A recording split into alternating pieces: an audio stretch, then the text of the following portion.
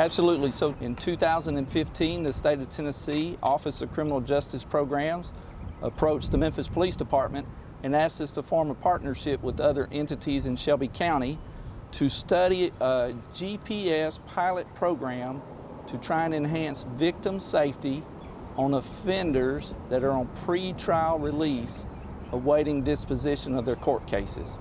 And this was a 3-year grant, correct? Correct. We received a 3-year grant. It started in July 2016, and the grant was scheduled to end in June of 2019. And so it ended of last year, and then you guys tried to, I guess, use your own money to continue it? Correct. So once the grant money ran out, the Memphis Police Department wanted to keep the program going, and so we started using general operating funds from the Memphis Police Department.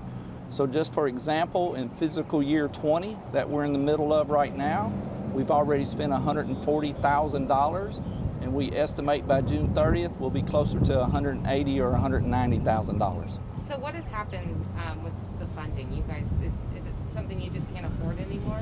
Correct, and it's time for it was always designed to be a pilot, and it was evaluated as a pilot to see if it was something that could be adopted statewide. And so it's time for the pilot to end, the evaluations to begin, and looking to future projects. And did you like this program? Did you think it was successful? Absolutely. So do you hope that someone picks up the bill?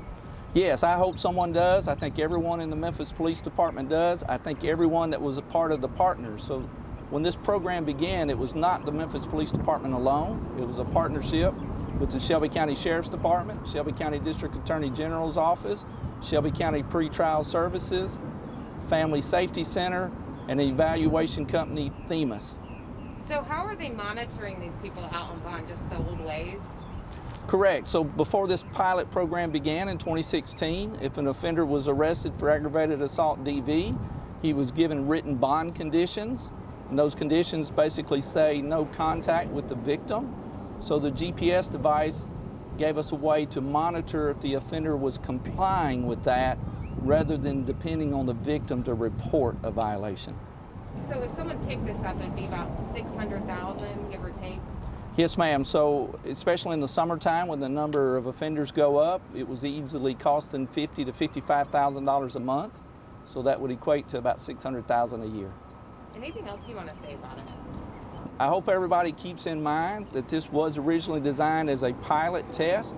We went to Nashville, Tennessee, the group did, in December, and shared our information with the Tennessee Advisory Commission on Intergovernmental Affairs, and that had state senators and state representatives on there, and they wanted to learn the lessons from the program, and right now they are considering statewide legislation on the program. So this could be a statewide deal or locally picked up by someone?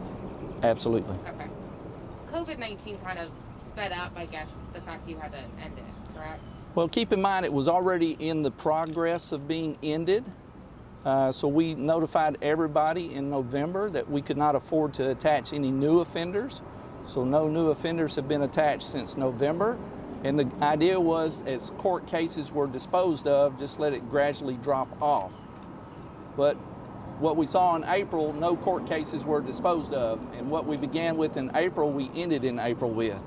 And so with budgetary concerns, we had to be physically responsible. We decided it was best to go ahead and end the program.